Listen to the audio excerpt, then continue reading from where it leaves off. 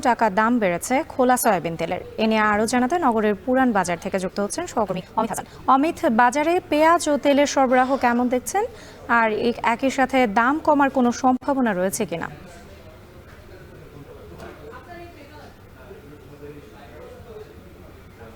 রাত্রি গত সপ্তাহেও পেঁয়াজের দাম কিংবা আলুর দাম কিছুটা বেশি ছিল, তবে এই সপ্তাহে কিছুটা কম দেখা যাচ্ছে। তবে ক্রেতারা যেটি বলছেন যে এখনো তাদের নাগালের বাইরে পেঁয়াজ, রসুন, আদা সহ নিত্য যে পণ্য রয়েছেন সেগুলোর দাম, বিশেষ করে তেলের যে বাজারটি সেটি কিন্তু আসলে কিছুটা বেড়েছে। খুচরা পর্যায়ের যে তেল রয়েছে সেটির দাম কিন্তু গত সপ্তাহের তুলনায় 15 টাকা বেড়ে এখন 185 টাকা কেজি দরে বিক্রি হচ্ছে। এবং বোতলজাত যে সয়াবিন তেল রয়েছে সেটির সরবরাহ একদম নেই বললেই চলে। বাজারে যারা ব্যবসায়ী রয়েছেন তারা বলছেন যে গত 2 সপ্তাহ ধরে কিন্তু বরিশালের বাজারে তেলের সরবরাহ খুবই কম। চাহিদা যে পরিমাণ রয়েছে সে পরিমাণ তেল সরবরাহ করা হচ্ছে না, যার কারণে কিন্তু এই সংকটটা দেখা দিয়েছে। এবং যদি পেঁয়াজের কথা বলি, পেঁয়াজ, দেশি পেঁয়াজ যেটি সেটি 120 টাকা কেজি দরে বিক্রি হচ্ছে এবং ইন্ডিয়ান পেঁয়াজ যেটি রয়েছে সেটি 90 টাকা কেজি দরে বিক্রি হচ্ছে। এছাড়া আঠাশ চাল 62, মিনিকেট 72 টাকা দরে বিক্রি হচ্ছে। মুসুরের ডাল দেশি যেটি রয়েছে সেটি 130 টাকা, এছাড়া ইন্ডিয়ানটি 110 টাকা কেজি দরে বিক্রি হচ্ছে। এবং রসুন 220, আদা 120, মুগের ডাল 160, ইন্ডিয়ানটি 140। এছাড়া আলুর দাম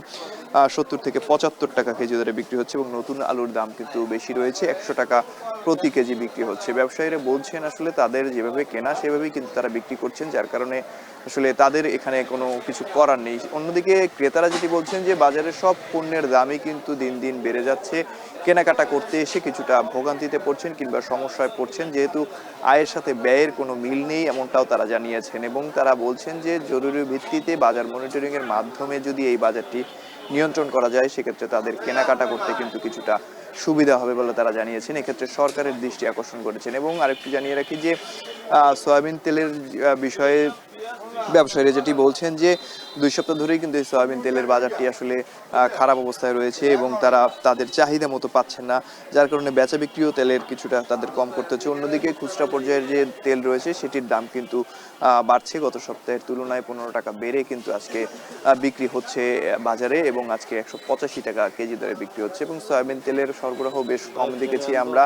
যারা ক্রেতা রয়েছেন তারাও বলছেন যে সয়াবিন তেলটি যদি আবার স্বাভাবিকভাবে সরবরাহ করা হয় তাহলে এই দামটি হয়তো বা আবার নিয়ন্ত্রণে আসবে। তবে ব্যবসায়ীরা বলছেন সরবরাহ স্বাভাবিক হলেই দামগুলো নিয়ন্ত্রণে চলে আসবে। এবং চালের যেহেতু মৌসুম সেহেতু চালের দামও কিন্তু কমছে না, আলু ওর দামও সরবরাহ থাকলেও কমছে না, এভাবে অভিযোগ করেছেন যারা ক্রেতা রয়েছেন তারা। এবং অনতিবিলম্বে এই যে বাজারটি এটি নিয়ন্ত্রণে আনার দাবি জানিয়েছেন এবং সহনীয় পর্যায়ে আনলে তারা আসলে কেনাকাটা করে কিছুটা স্বস্তি পাবেন বলেও জানিয়েছেন। তবে বিক্রেতারা যেটি বলছেন যে সরবরাহ আসলে না বাড়লে তাদের দামটি কমার কিন্তু কোনো সম্ভাবনা নেই। তবে সরবরাহ যদি স্বাভাবিক হয় সেক্ষেত্রে দামটিও কমে আসবে এবং ক্রেতাদের নাগালের মধ্যে দামটি চলে আসবে বলে জানিয়েছেন ব্যবসায়ীরা। তো বরিশাল থেকে এই ছিল আমার কাছে সর্বশেষ রাত্রি। বরিশালে বাজার দরের খবর জানাচ্ছিলেন সহকর্মী অমিত হাসান।